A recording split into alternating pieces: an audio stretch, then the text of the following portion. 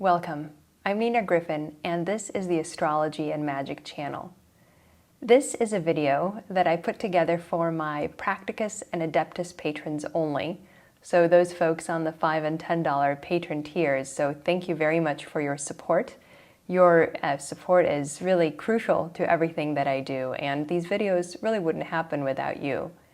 Now, this video is the Mars-Saturn square of 2020-2021, which I called the Siege. And again, it is for upper level tier patrons only, so thank you. Now, this is a presentation that took me some time to put together because the more information I found, the more there was. And so it was kind of this ever-growing presentation. So what I decided to do is break it down into multiple videos, but this is the first one of the series and the one that will provide an overview for you so that you have a general idea of what to expect on a global level.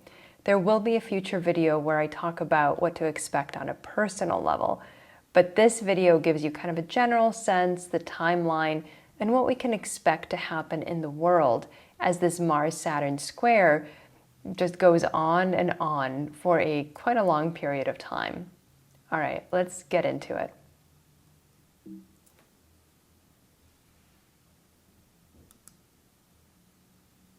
So the first thing I wanted to mention is just to give you a timeline overview of what's likely to happen. So Mars and Saturn will be square, as you may know, for quite a long time this year. By sign, they will be square from July 1st, 2020, when Saturn will move back into Capricorn, until March 3rd, 2021, when Mars will break the square and move into Gemini. Now, there will be periods of particular intensity when they are in orb. And when I say in orb, they'll be about 8.5 degrees apart. Now, these periods are going to be all of August and September and most of October 2020. So it's really going to be kind of an intense 3-month period. In addition, we'll get a final coda or final concluding chapter of this whole saga January 7th through February 4th, 2021, when Mars in Taurus and Saturn in Aquarius will square each other again from their new signs.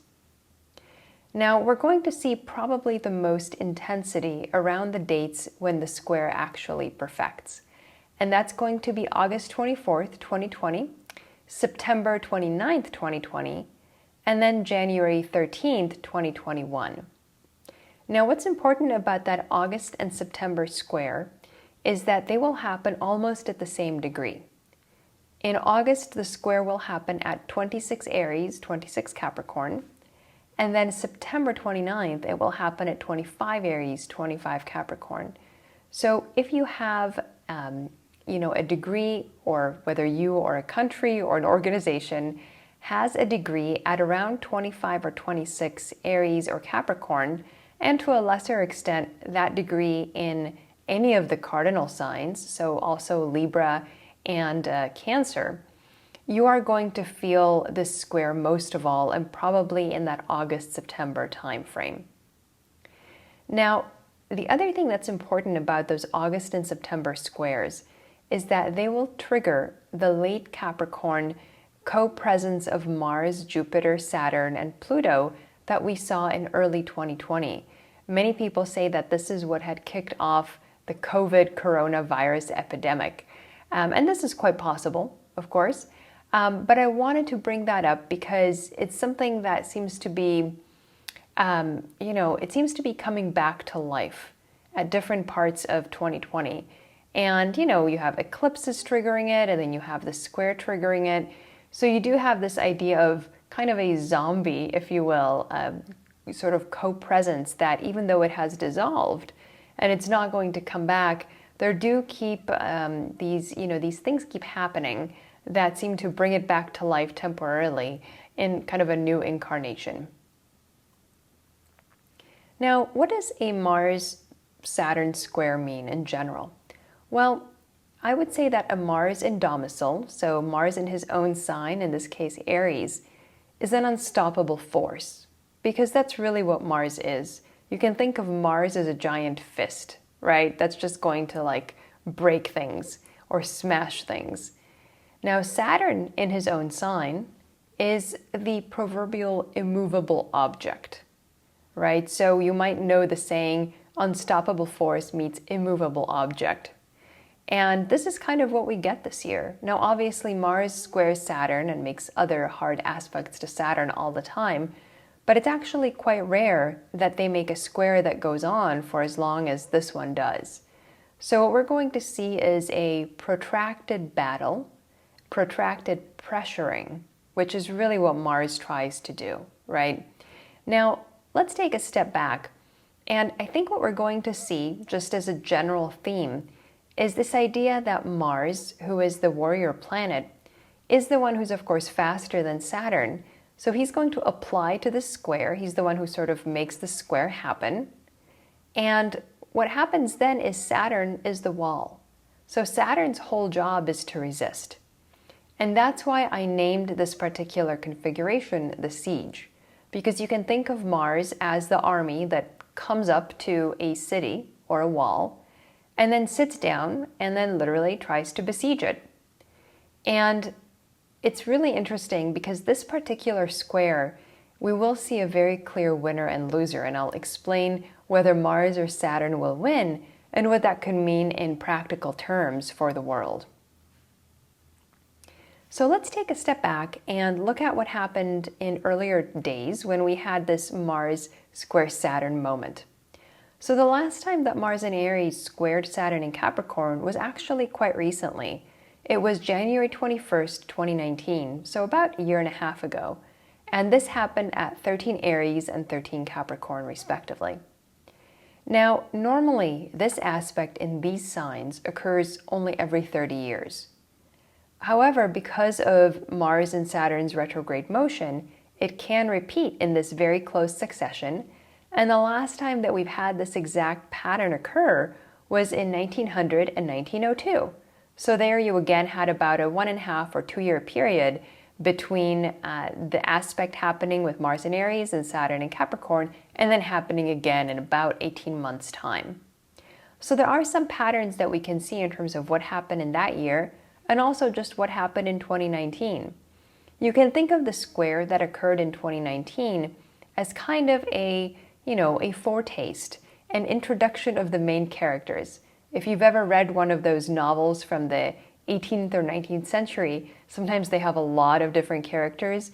And so what they'll do is in the beginning or at the end of the book, there will actually be a list of characters that introduces who everyone is. Of course, you see this in drama as well. And this is kind of what happened in January 2019. You saw a lot of events happen that particular month. And what was actually going on at the time was that you could see kind of who the players were going to be. But in my opinion, in 2020 and 2021, this is when the play will really sort of reach its culmination and its most dramatic apex. So as I mentioned earlier, Mars and Saturn will each be in their own domicile or house or sign, so both are going to be quite powerful and they will be acting in accordance with their true nature. So Mars in Aries symbolizes destruction and separation or severing. That is the nature of Mars. He likes to separate things. Just as Venus brings people or things together, Mars separates. So Mars in Aries, a very explosive, fiery cardinal sign, indicates something on the order of dynamite, right? Using dynamite to break things open, to sever things apart. Saturn in Capricorn, on the other hand, is the rock wall or the granite rock that Mars is trying to dynamite. So Saturn in Capricorn is really ultra-structured, right? Because it's Saturn in a Saturn sign and restrictive. You can think of him as a wall, but you can think of him as a wall that either keeps bad things out or good things in, right? A wall is morally neutral. It's really what you do with it that matters. So in a very abstract sense, and astrologically speaking, we know which of these two will win. It doesn't always work out this way, but it does in this particular case. So Saturn is going to be much better positioned to win, and for 3 reasons. One, Saturn is the superior or naturally slower planet compared to Mars. So all things being equal, which of course is almost never the case, Saturn is going to be much better positioned and better resourced than Mars. Now, in addition, with Mars in Aries and Saturn in Capricorn, Saturn will be on the right-hand side of the aspect, which means that he will overcome Mars. The concept of overcoming is a very ancient one, and so when you have a square or other aspect, the planet on the right-hand side that's earlier in the zodiac is always going to be the one that wins over the other planet. So you can see that planets, when they are in an aspect, are not necessarily going to be equal contestants. And then finally, Saturn is received by Mars into Mars's exaltation when Saturn is in Capricorn. Mars is exalted in Capricorn, so when Saturn is there, not only is he in his own home, but he's also kind of like an honored guest of Mars. And so Mars has to be the one who ends up compromising and who ends up acceding to Saturn's demands. Now, I understand this is all very abstract, but I'm just trying to kind of lay out the symbolic characters and the dynamics and politics of the situation for you, so that when we talk about specific cases and events, you'll have a better idea of what I'm talking about and where I'm coming from.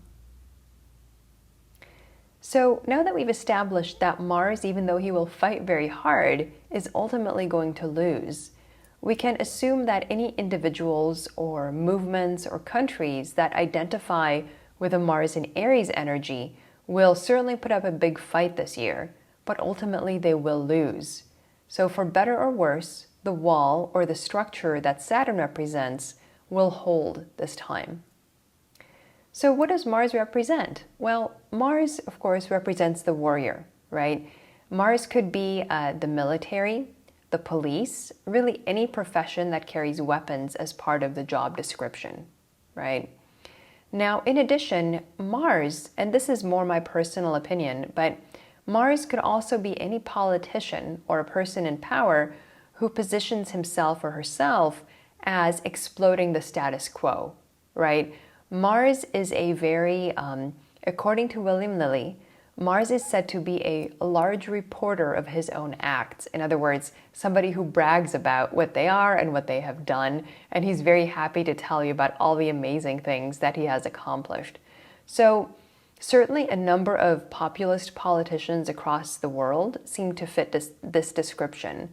And so I'm wondering if what we might see in the next 6 months or 6 to 9 months or so is an attempt by some of these politicians and movements to try to explode the status quo and to maybe destroy some institutions, but ultimately they will fail.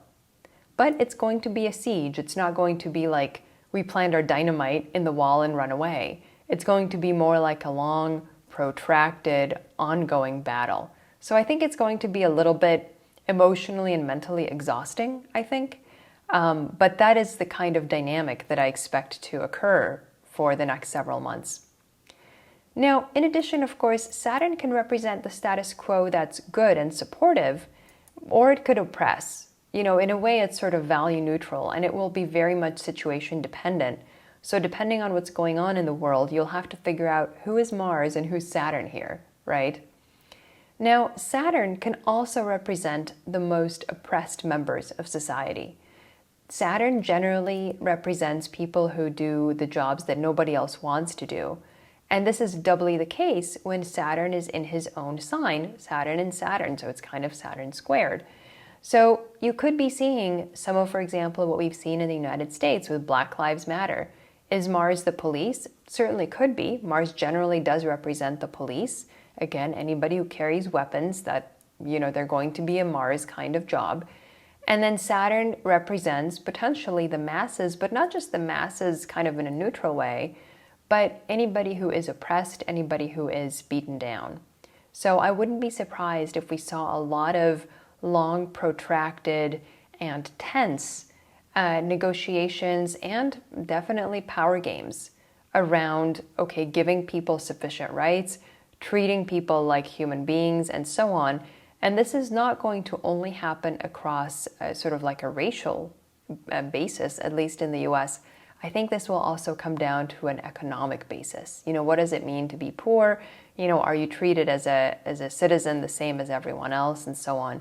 So I think it's going to be quite a wide and broad discussion that way. So some of the possible manifestations of the square across the world, I don't want to just make this US-centric, although that is my focus, of course, is I think we will see coups d'etats, or attempts to subvert the government, and military operations. So again, this really comes down to the siege concept, where you have armed people trying to bring down the castle with an army, whether it's literal or metaphorical.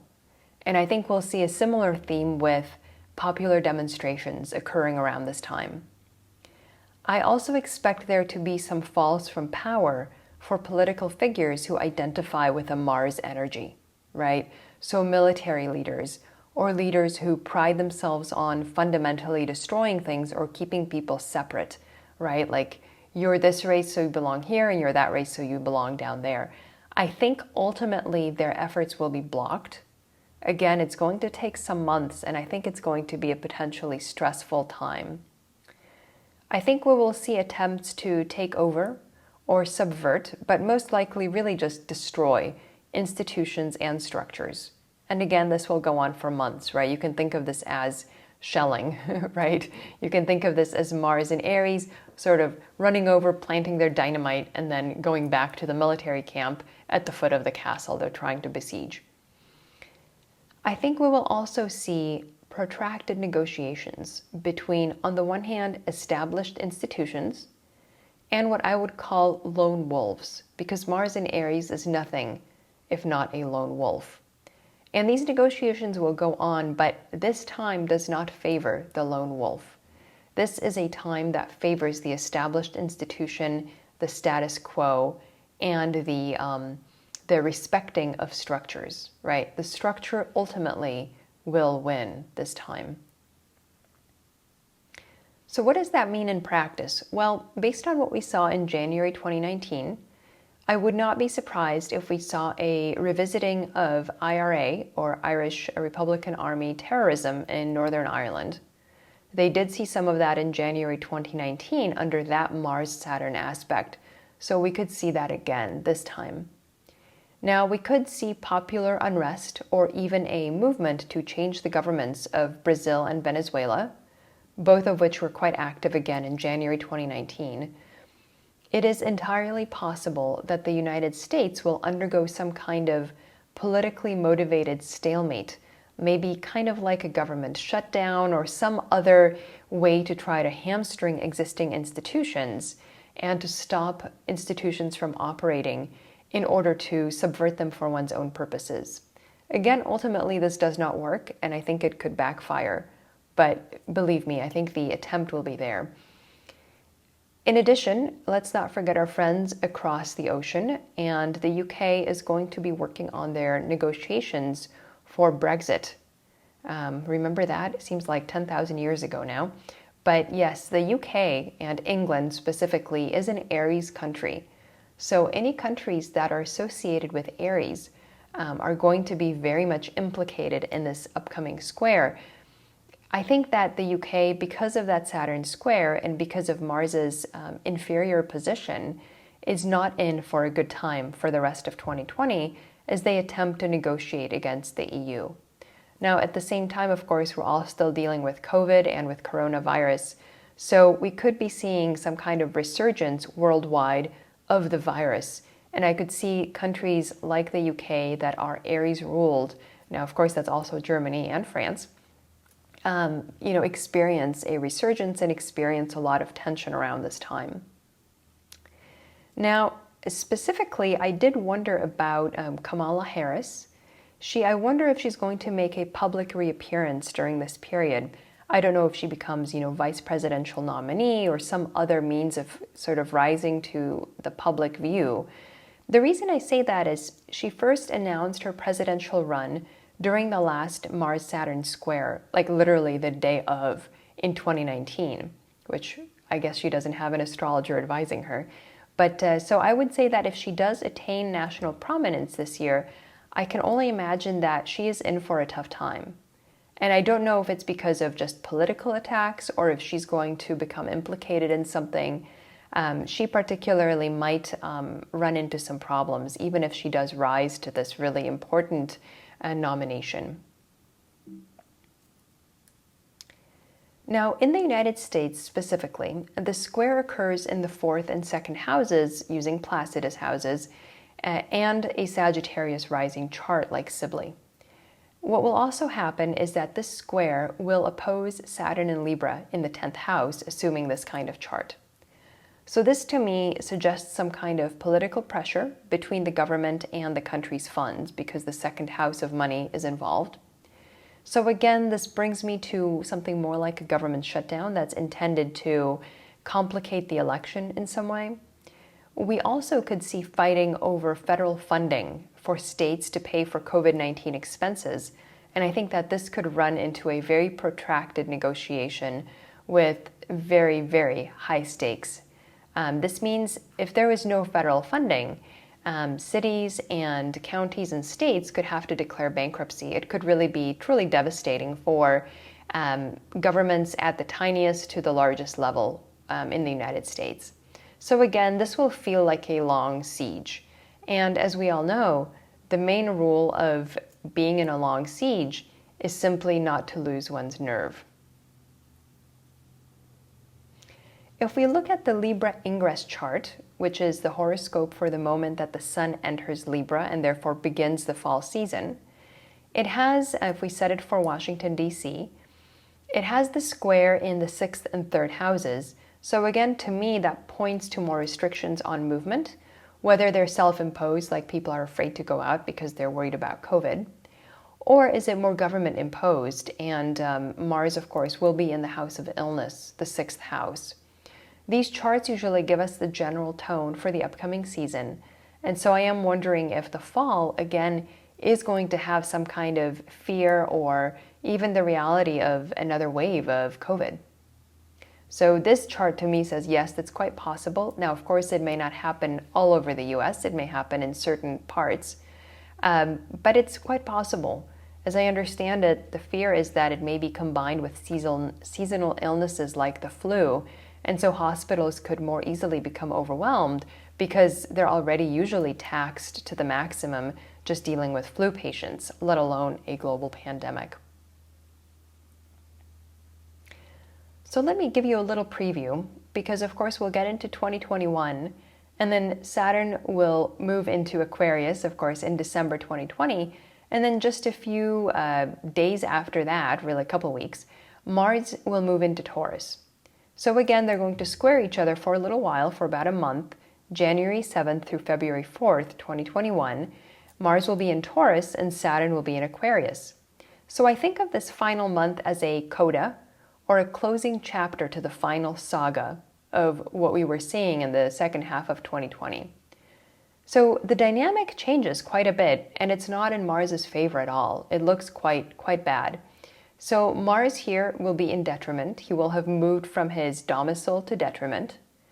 And then Saturn will be even more powerful because Saturn will have moved into his diurnal house, Aquarius, where he is actually happier and in some ways better able to act. So I think of this month, this first month, as the definitive defeat of Mars. It's kind of like the final knockout punch that really seals the story and tells the tale of Mars as the loser and Saturn as the winner. Now again, there's a whole different chapter that will happen in 2021, but this is going to be a narrative that's really going to define the second half of 2020, and again, is going to have kind of this final dramatic conclusion in early 2021. All right, so again, as I mentioned, I'll be doing more videos as the Saturn-Mars square, the way that it pertains to your natal chart, how it pertains to certain other things as well. But I just wanted to start out with this big global overview, just so you know what's coming. And again, this video is really going to be good for, 6 to 8 months at least. So I think there'll be plenty of opportunity to watch all of this unfold and see how it really manifests in the world. All right, thank you very much. I'm Nina Griffin. This is the Astrology and Magic channel. And thank you again, patrons, for all of your support.